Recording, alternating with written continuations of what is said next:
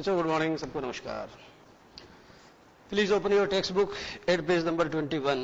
बच्चों page number 21 पर आपको जो चैप्टर हम पढ़ा रहे थे and the name of the lesson is the sound of music, माने जो तरन्नुम की आवाज होती है, संगीत की जो आवाज होती है, उसके बारे में बच्चों आपको हमने चैप्टर पढ़ाया। और उसका जो पार्ट फर्स्ट है that had already been completed in my last class and today I am going to start the second part. बच्चों today I am going to start the second part of the lesson.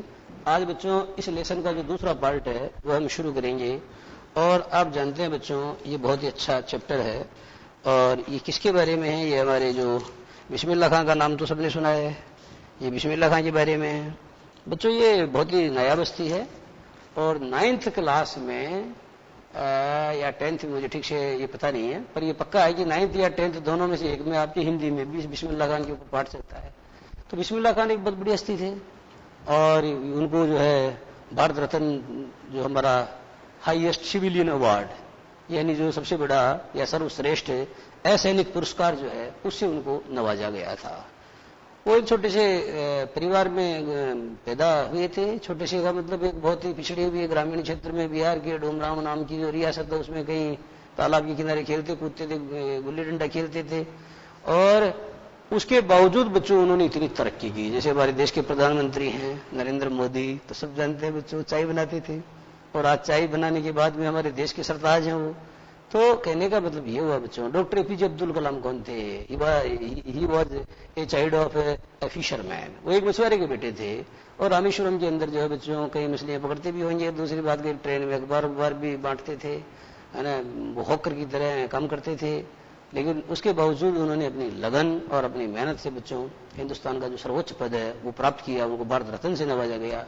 और हमारे जो नरेंद्र मोदी हैं इनको भी भारत रत्न मिल जाएगा, अभी नहीं तो थोड़ा बाद में मिल जाएगा, क्योंकि इनकी जो काम है वो तो इस लायक है ही। एनी हाउ, अब बच्चों अपन मुद्दे पे आते हैं। हमारा पाठ था द शहनाई ऑफ बिस्मिल्लाह खां, मानी बिस्मिल्लाह खां की शहनाई। तो शहनाई की कहानी बता दें पहले आपको। ये शहनाई बच्चों दो शब्दों से मिलकर बनाया है, जानते हो, एक तो है शह और एक नाई। तो नाई तो बच्चों जानते हो, ये जो नाई है ना इसको बच्चों हिंदी में बोलते हैं आप नापित, नापट बोलते हैं गांव में तो, लेकिन नापट नहीं होता है, नापित होता है। तो नाई जानते हो बार्बर होता है, जो हमारे हेयर ड्रेसर बालों वालों की सेटिंग करता है वो नाई होता है। और शह का मतलब बच्चों शह नहीं है, ये क्या है? ये शह। तो ये जो शह शब्द है बच्चों ये बना है शाह से। किसे बना है? शाह से। शाह जैसे मान लो शाहजहां है, शाहजहां पूरे जहान का जो शाह है। तो बच्चों जैसे शाहजादा, तो शाहजादा नहीं करके शहजादा कर देते हैं, तो शाह का शाह हो जाता है। जैसे हिंदी में भी ऐसा होता है ना। जैसे बच्चों आप जानते हो ग्रीवा यानी क्या होता है? सब जानते हो, ग्रीवा यानी गर्दन होता है, क्लियर है। काया यानी क्या होता है? शरीर होता है। अब देखना मैं चेंज करके दिखाता हूं। अब बच्चों मेरे को लिखना है, मान लो कोई सुंदर गर्दन वाला है तो मैं उसको सुग्रीवा नहीं करके क्या करूंगा? सुग्रीव कर दूंगा, ठीक है।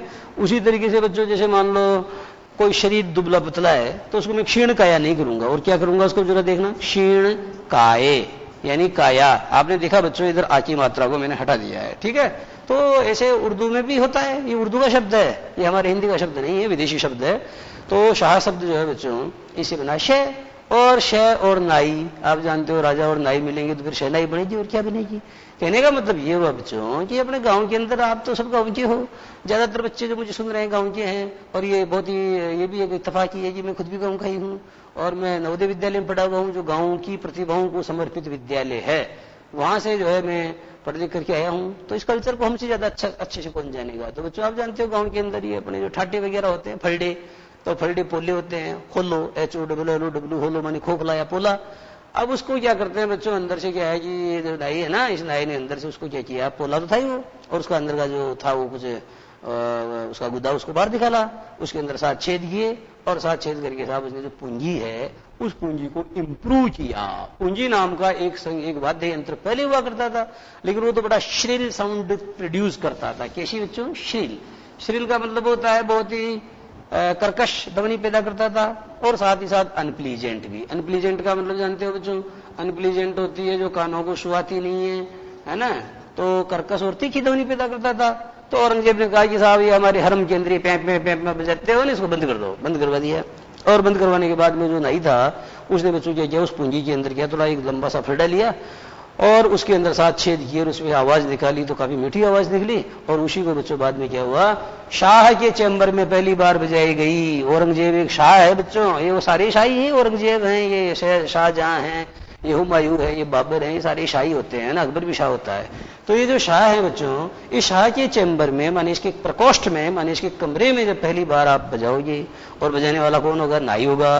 तो बच्चों जिस वाद्य यंत्र का इजाद होगा, या यूं कहें कि जिस वाद्य यंत्र का आविष्कार होगा, जिसका इन्वेंशन होगा, उसका नाम क्या रखेंगे, आप तो जानते हो, ज्यादातर उसके नाम पर ही रख देते हैं। तो इधर से साथ चुराया और इधर से ये रख गए, जैसे सेप प्लस इना, तो सेप और करीना को मिला के शिपीना कर दिया हमने। तो इन द सेम वे ठीक उसी प्रकार से बच्चों दोनों में संधि कर दी, और जो शाह और नाई दोनों मिलाकर एक वाद्य यंत्र बना, जिसको आज आप किस नाम से जानते हैं, शहनाई के नाम से जानते हैं। एक बात तो यह है। दूसरी बात, इस शहनाई को इतनी बुलंदियों पर पहुंचाने का श्रेय अगर किसी शख्सियत को जाता है तो इज नन बट उस्ताद बिस्मिल्लाह खान, और कोई नहीं है बल्कि बच्चों उस्ताद बिस्मिल्लाह खान है। क्लियर हो गया? Now please come to the lesson, now I am going to start. देखो बच्चों, शहनाई और बिस्मिल्लाह खां पहली बात तो बच्चों ये समझ गए होंगे आप कि यहां पर मुझे ये बताओ कि शहनाई के पहले द क्यों आया। अब आप में से ज्यादातर बच्चों का जवाब क्या होगा और इसका लॉजिकल आंसर क्या होगा, दोनों बातों पर मैं प्रकाश डालना चाहता हूं। I want to throw some light on the fact. इस फैक्ट के ऊपर बच्चों में प्रकाश डालना चाहता हूं।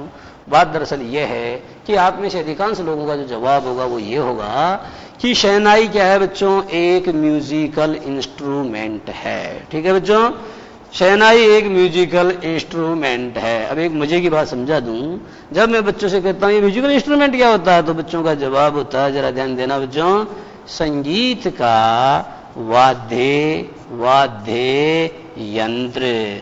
अब बच्चों मुझे ये बताओ कि वाद्य यानी क्या होता है। वाद्य का मतलब होता है वादन। ये वादन शब्द से बना, वादन किया जा सकता है, जिसको बजाया जा सकता है, that can be played upon, जिसको बजाया जा सकता है, that's what we call a musical instrument. उसी को बच्चों हम कहते हैं संगीत का वाद्य यंत्र।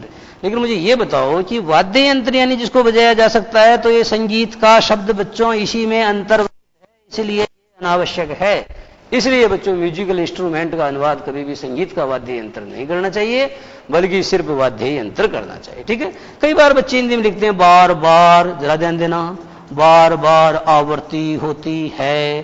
तो बच्चों मुझे ये बताओ कि जब आवृत्ति होगी तो बार बार तो होगी, तो ये बार बार शब्द इसी में अंतर्वलित है, इसलिए इसका प्रयोग नहीं होता है। उसी तरीके से हमारे बच्चे प्रार्थना पत्र एप्लीकेशन जो लिखते हैं हिंदी में, उसमें लिखते हैं सविनय नम्र निवेदन है कि। तो मेरे बच्चों जरा मुझे ये बताओ, अगर आप किसी को निवेदन करोगे तो क्या नम्रता पूर्वक ही तो करोगे। जब आप किसी को निवेदन करोगे तो नम्र तो उसी में अंडरस्टूड है, सविनय भी अंडरस्टूड है। इसलिए इन अत्यधिक चापलूसीपूर्ण शब्दों का प्रयोग अवांछनीय है, अनवांटेड है, अनडिजायरेबल है।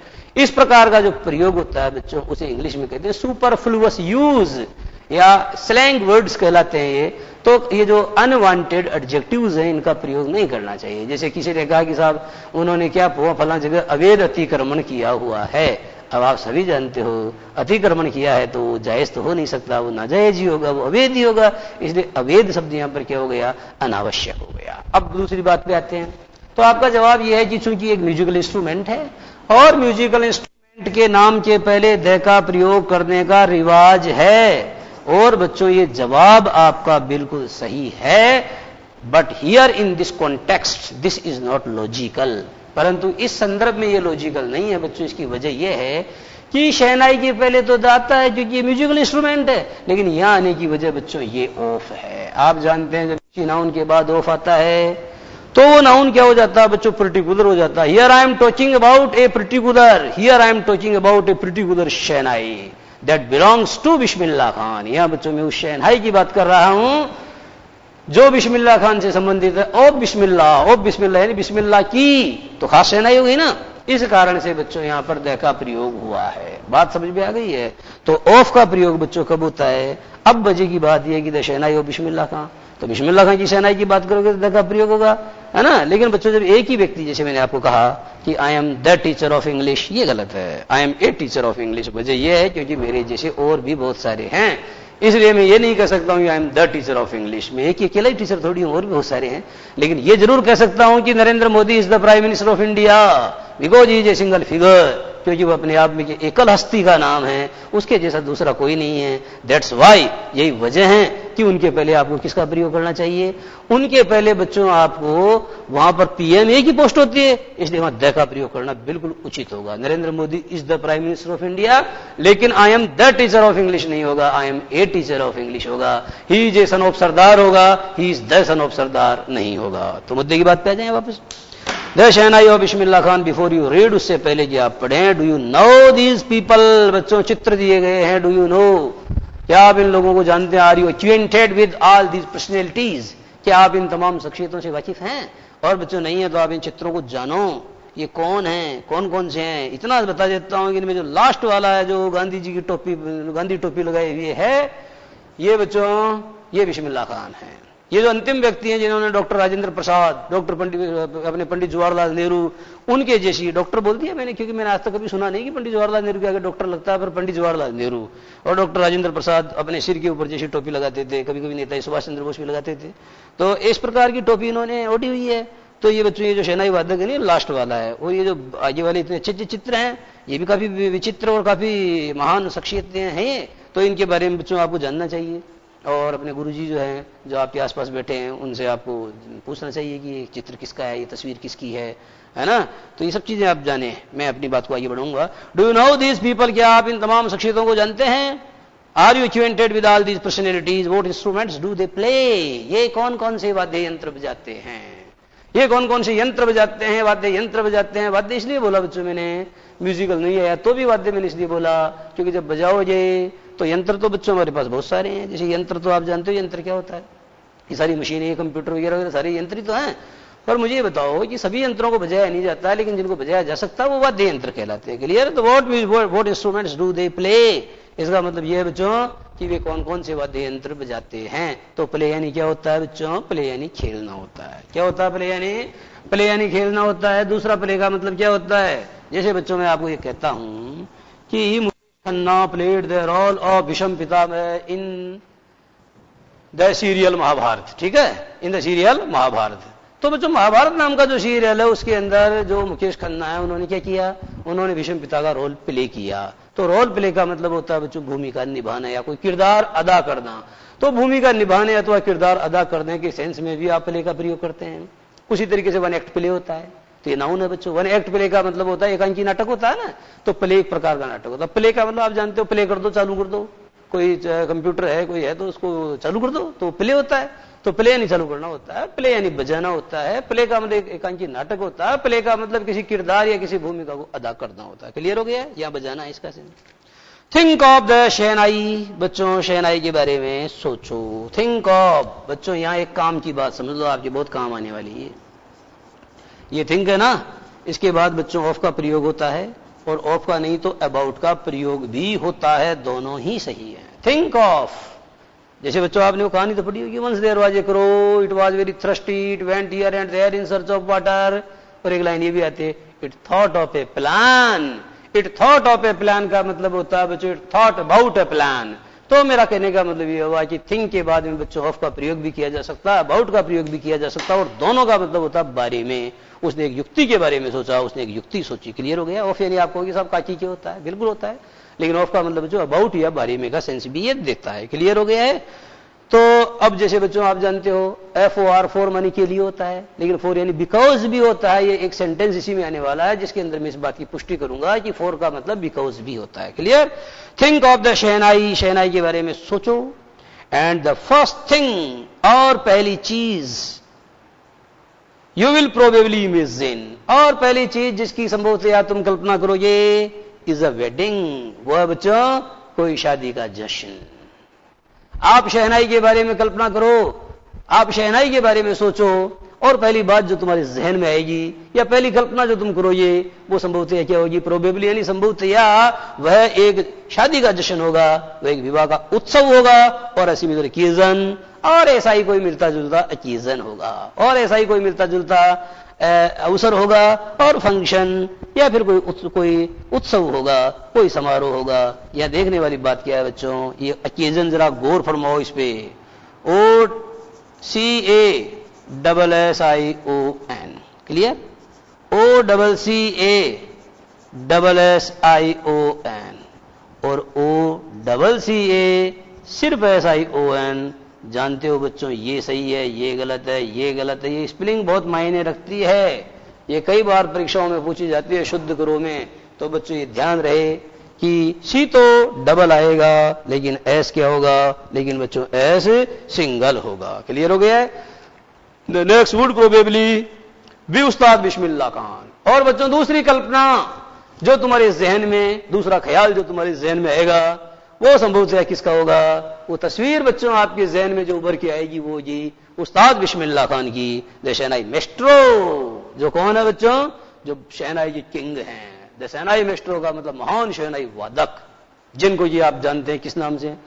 बिस्मिल्लाह खान के नाम से उनको जाना जाता है। और बच्चों जब भी आपको कहा गया है कि आप शहनाई के बारे में सोचो और पहला चित्र या पहली तस्वीर जो उभर करके तुम्हारे जहन में आएगी वह संभवतया कोई शादी का जश्न होगा या ऐसा ही कोई मिलता जुलता दूसरा उत्सव होगा या फिर कोई समारोह होगा। ठीक है? और जो दूसरी तस्वीर और जो दूसरी साकार और जो दूसरा साकार चित्र तुम्हारी दृष्टि में उभर करके आएगा वो होगा बच्चों उस्ताद बिस्मिल्लाह खां। इसका मतलब ये हुआ कि Ustad Bismillah Khan has become the synonym of the musical instrument the shehnai, यानी शहनाई नाम का जो वाद्य यंत्र है इसका पर्यायवाची शब्द बन चुका है कौन? उस्ताद बिस्मिल्लाह खां द शहनाई मेस्ट्रो, जो शहनाई के बादशाह हैं, शहनाई के बादशाह हैं, प्लेइंग दिस इंस्ट्रूमेंट। और बच्चों इस वाद्य यंत्र को बजाते हुए उनकी तस्वीर तुम्हारी नजरों में उभर करके आएगी।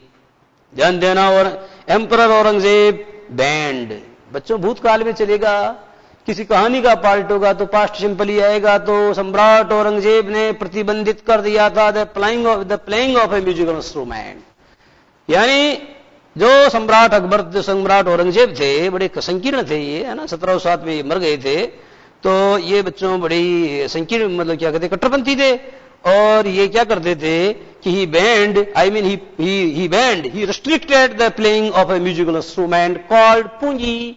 उन्होंने बच्चों पूंजी नाम के वाद्य यंत्र के बजाने पर रोक लगा दी थी। उन्होंने पूंजी नाम के वाद्य यंत्र को बजाने को प्रतिबंधित कर दिया था इन द रॉयल रेजिडेंस, शाही हरम में। फॉर इट हैड, फॉर का मतलब देखो बच्चों बिकॉज है यहाँ पर, फॉर यानी because it had a shrill unpleasant sound, क्योंकि बच्चों इसकी आवाज कैसी थी? इसकी आवाज कर्कश और तीखी थी। क्योंकि इसकी आवाज बहुत ही कर्कश और तीखी थी, इस वजह से उन्होंने क्या किया? पूंजी नाम का जो वाद्य यंत्र है उस पूंजी नाम के वाद्य यंत्र को उन्होंने रॉयल रेजिडेंस माने शाही हरम या जो रनिवास है उनका, जो जहां रानी वाणी रहती है, तो उस जगह बच्चों इन्होंने उसको बजाने से मना कर दिया था, क्योंकि वो प्या प्या बहुत ही तीखी और बहुत ही कर्ण कटु ध्वनि उससे पैदा होती है। इस कारण से उन्होंने क्या किया था? मना कर दिया था। तो बच्चों इस क्रम में अपनी बात जारी रहेगी, परंतु इससे पहले हम लेंगे 2 मिनट का ब्रेक।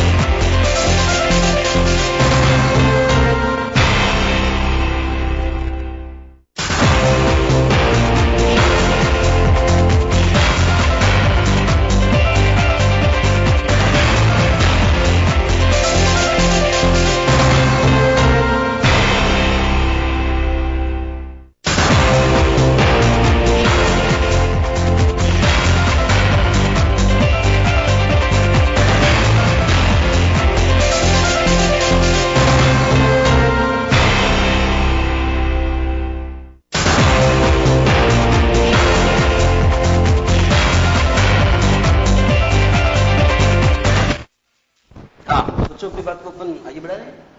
तो जरा ध्यान दें, ये एम्परर है बच्चों, एम्परर, ध्यान दो, एम्परर में ई आर नहीं, लास्ट में ओ आर आ रहा है। ये छोटी छोटी बातें गौर करना चाहिए। जब आप ग्रामर लिखते हैं तो G R A double N E R नहीं होता, G R A double N E R होता है। क्लियर है? तो एम्परर औरंगजेब एंड यानी सम्राट औरंगजेब ने क्या किया था बच्चों? रेस्ट्रिक्टेड माने प्रतिबंधित कर दिया था किसको? The playing of a musical instrument called पूंजी, पूंजी नामक वाद्य यंत्र के बजाने पर रोक लगा दी थी। कहां पर? इन द रॉयल रेजिडेंस, यानी जहां पर उसकी रानियां रहती थी, जिसको आप क्या कहते हैं शाही हरम। तो उन्होंने शाही हरम में पूंजी नामक वाद्य यंत्र के बजाने पर रोक लगा दी थी। For in because it had a shrill, because it produced a shrill and unpleasant sound. क्योंकि बच्चों ये क्या करता था, ये जो वाद्य यंत्र है, ये वाद्य यंत्र बच्चों बहुत ही कर्कश और कर्णकटु ध्वनि को उत्पन्न करता है। जानते हो बच्चों कर्कश और कर्णकटु ध्वनि क्या होती है? तो बच्चों आप जिसे वर्णमाला पढ़ते हो हिंदी में क्या कहते हैं, तो बच्चों आप इसमें देखो कि जैसे ये ट वर्ग है, पूरा ट है, ठ है, ड है, ड है और अण है। एक तो ये हो गया। एक क्या होता है, जैसे आपने लिखा बिच्छू, अब बिच्छू में देखो आप ये आ गया, ये दो बार आ गई नहीं है, ये क्ष है, ये त्र है, ये गे है, ठीक है। कभी कभी ऐसा भी होता है बच्चों कि जैसे कच्चा, ये देखो कच्चा, ये दो बार आ गया ना, तो जैसे इसको तो कच्चा को फिर भी छोड़ देंगे। अड्डा, ये अड्डा है, ठीक है, ये गड्ढा है। तो इस तरीके के शब्द जो होते हैं बच्चों ये क्या करते हैं, ये थोड़े करणकटु कहलाते हैं। करणकटु का को सुनने पर हमारे कानों को आनंद की प्राप्ति नहीं होती है। तो इस प्रकार की ध्वनि पैदा करता था वो वाद्य यंत्र, इसलिए बच्चों उस वाद्य यंत्र के ऊपर क्या लगा दिया गया? प्रतिबंध लगा दिया गया। और बच्चों पूंजी became the generic name for reeded noise makers। अब ये कह रहा है कि बच्चों ये जो रीडेड नॉइज मेकर्स होते हैं, रीडेड क्या होता है? आप जानते थे बोलते हैं अपन जब बातें करते हैं, आप अपने यार फोन की रीड देते हो, वो रीड नहीं होती बच्चों। ईयरफोन को इस तरीके से नहीं बोलना चाहिए, वो तो रीड होती है ना। तो ये रीडेड क्या है? देखो बच्चों ये है रीड। ये रीड का मतलब होता है नरकट, और नरकट का मतलब अगर वो गांव की भाषा सुनना चाहो तो बच्चों इसको बोलते हैं, अपन फल्डा बोलते हैं, ठीक है। तो ये पोला फल्डा होता है। अब जब आप इसमें रीडेड ईडी लगाओगे तो एडजेक्टिव बन जाएगा, यानी नरकट से बना हुआ। और नॉइज मेकर क्या होता है? नॉइज मेकर बच्चों ध्वनिकारी, क्या बोलेंगे? ध्वनिकारी। यह ध्वनिकारी यानी जितने भी जो ध्वनिकारी यानी नरकट से बने जितने भी ध्वनिकारी या ध्वनिकारक, ठीक है। तो नरकट से बने हुए समस्त ध्वनिकारकों के लिए बच्चों क्या हो गया?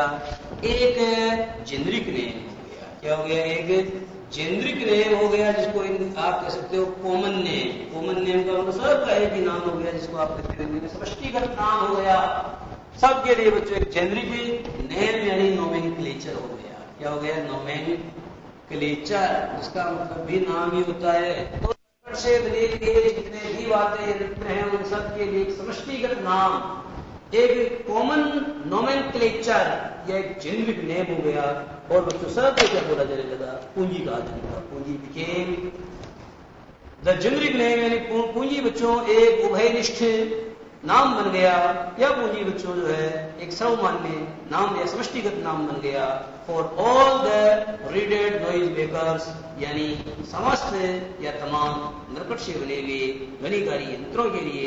फ्यू हैड थॉट दैट, अब बच्चों जो फ्यू हैड थॉट दैट, इसका मतलब ये है कि बच्चों लगभग किसी भी आदमी नहीं सोचा था। आज आप जानते हो कि जब आपके टीचर पढ़ाते हैं तो उसी वक्त थोड़ी देर के लिए मास्टर को क्या करते हैं?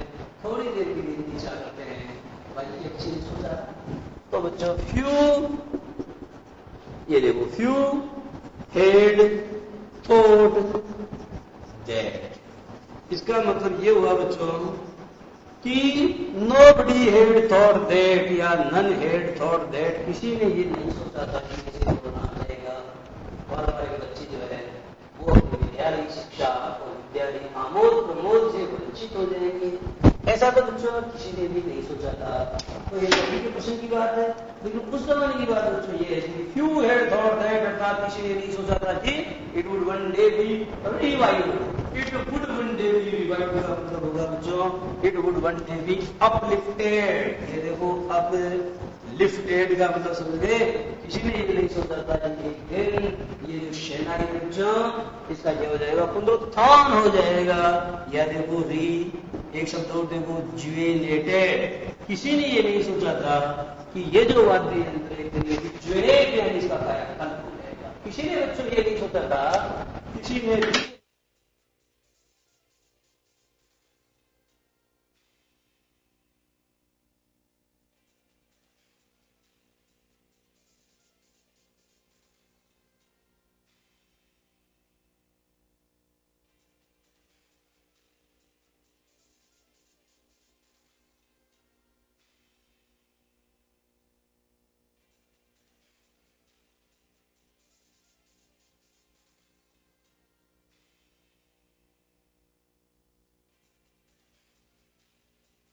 इस वाद्य यंत्र का पुनः क्या हो जाएगा, कायाकल्प हो जाएगा।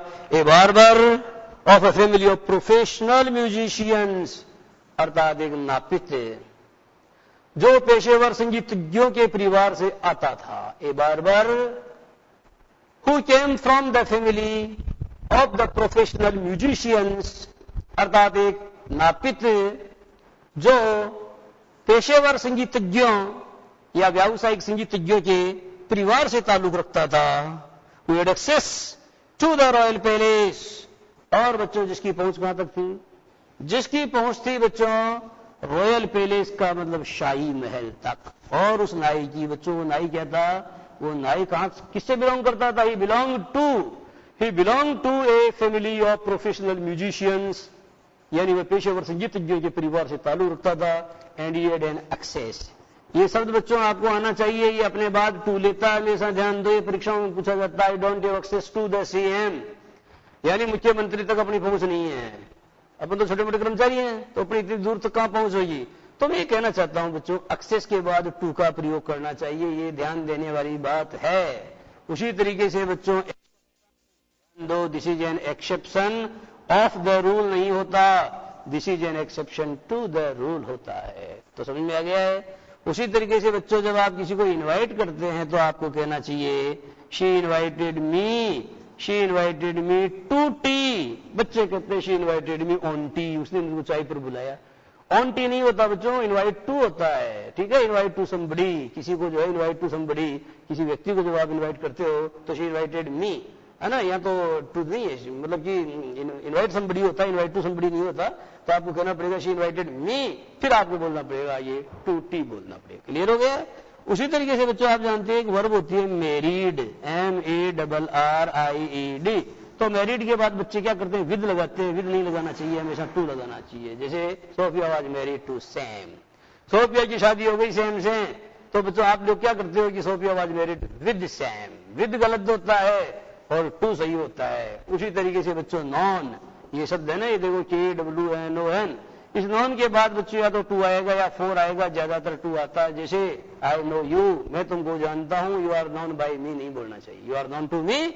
लेकिन नॉन के बाद फोर तब आता है जब मैं कहता हूं कि Agra is non for the Taj Mahal, Agra को ताजमहल के लिए जाना जाता है। And Jaipur is non for the हवा महल, और जयपुर को हवा महल के लिए जाना जाता है। क्लियर हो गया है।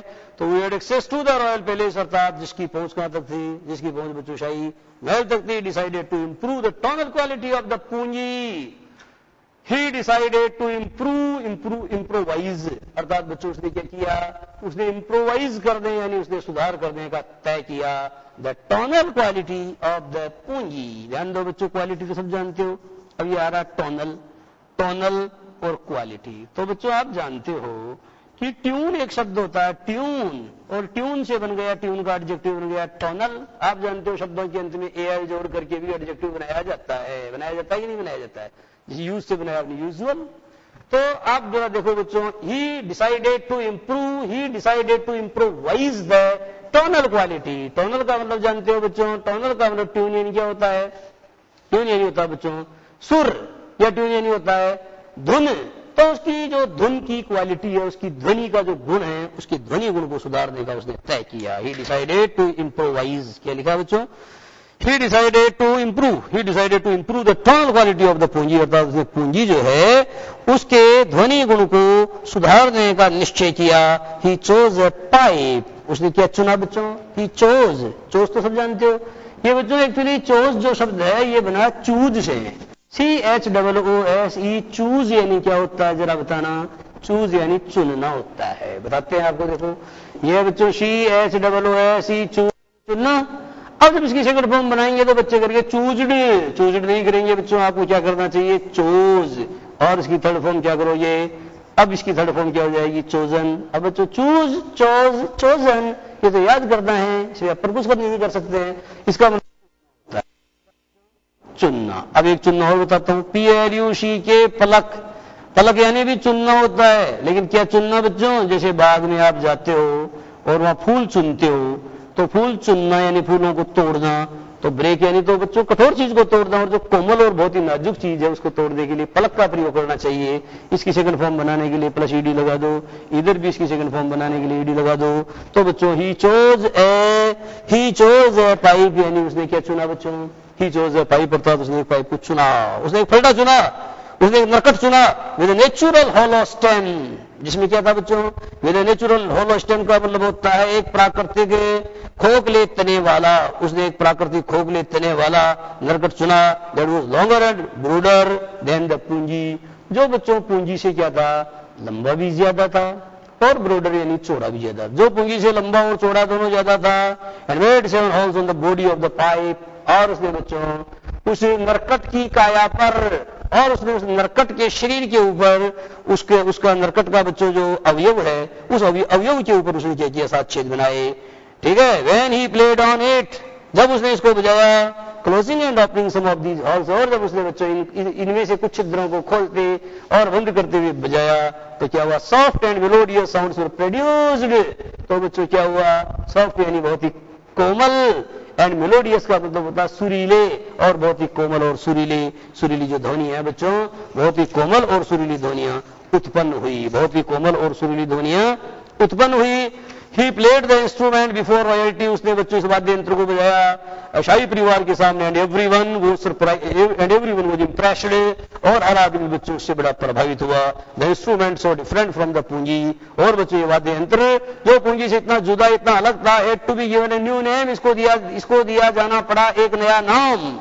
एज द स्टोरी गोज, जैसा ये बच्चों कहा जाता है, जैसा ये किंवदंती है, जैसा कि जनश्रुति है, since it was first played in the Shah chambers, क्योंकि इसको सबसे पहले कहां बजाया गया था? सबसे पहले इसको शाह के चेंबर या शाह के राजा के प्रकोष्ठ में बजाया गया था। एंड वाज प्लेड बाय ए नाई, और बच्चों एक नाई या एक बार्बर या नापित के द्वारा बजाया गया था। That's why the instrument was named the shehnai, और बच्चों यही वजह थी कि इस इंस्ट्रूमेंट का नाम क्या पड़ गया? इस इंस्ट्रूमेंट का नाम, इस वाद्य यंत्र का नाम पड़ गया शहनाई। तो बच्चों इस तरह से आज की बात ही समाप्त, और आगे वाली बात अगली क्लास में। नमस्कार।